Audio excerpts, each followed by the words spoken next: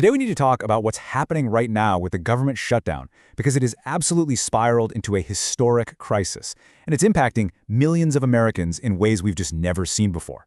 Now, yeah, this whole thing is rooted in a political fight over the budget, but our focus here is on the real and honestly severe consequences for the whole country. So let's just get right into it. So let's start with the raw number, 37. As of today, November 6, 2025, that's how many days the U.S. government has been partially shut down. And with every single day that ticks by, this crisis just gets deeper with no clear end in sight.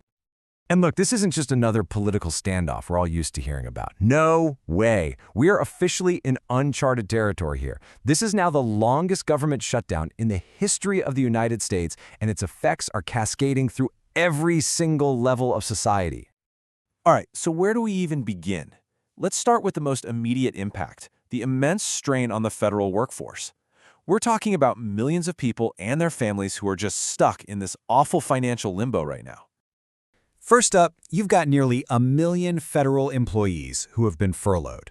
Now, that's the official term, but what it really means is they've been sent home, told they can't work, and of course, they're not getting a paycheck. But then, get this, there's an even bigger group, 2 million federal employees who are deemed essential. Think about people like air traffic controllers, TSA agents, law enforcement.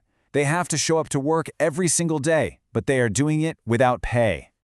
And that number doesn't even include military personnel. We're looking at 1.4 million civilian employees who are going without their regular income. You can just imagine the ripple effects this has on local economies, from missed rent payments to people just not spending money. It's enormous. Now, you're probably thinking, okay, but wait, don't these workers get paid retroactively once the shutdown is over? And historically, yeah, the answer has always been yes. But this time, there's a really troubling new uncertainty.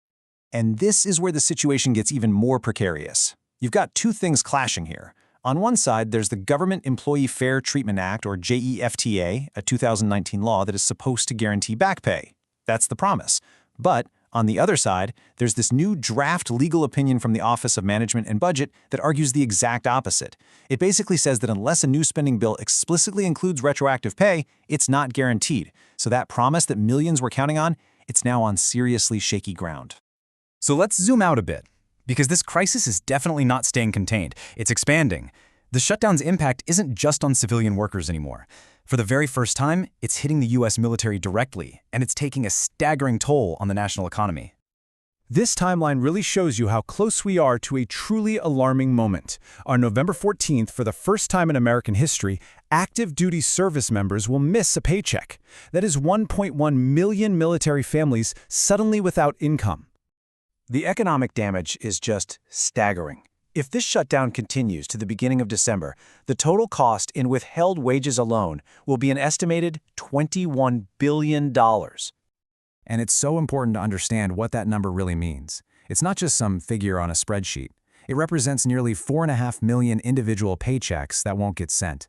That's 4.5 million times a family is going to be struggling to pay for groceries or their mortgage or daycare. All of this financial strain is creating another crisis. A domino effect, really, and this one impacts the nation's most vulnerable. The shutdown is severely disrupting the country's entire food assistance network. To give you a sense of scale here, over 41 million people in America, we're talking children, seniors, people with disabilities, they rely on the Supplemental Nutrition Assistance Program, SNAP, just to be able to afford food. And right now, that whole program is in jeopardy. And this isn't some what-if scenario. It's happening right now. Just a few days ago, on November 3rd, the USDA announced a devastating blow. Because of the funding lapse, it was forced to cut November's SNAP benefits in half. For millions, that means half the food budget they were counting on has just vanished. And the fallout is immediate. Food banks are reporting an absolutely unprecedented surge in demand. This quote really puts it in stark perspective. The need for food assistance right now is higher than it was during the peak of the COVID-19 pandemic. I mean, that is the definition of a crisis. So where do we go from here? As we've just laid out, this shutdown has spiraled from a political stalemate into a full-blown economic and humanitarian emergency. And the worst part is, right now, there is no resolution on the horizon. So you have federal employees facing a future where they don't even know if they'll get paid. You have military families about to get their first ever missed paycheck, and you have millions of Americans struggling to figure out their next meal. All of this leaves us with a deeply unsettling question. With no immediate end in sight, what is the breaking point?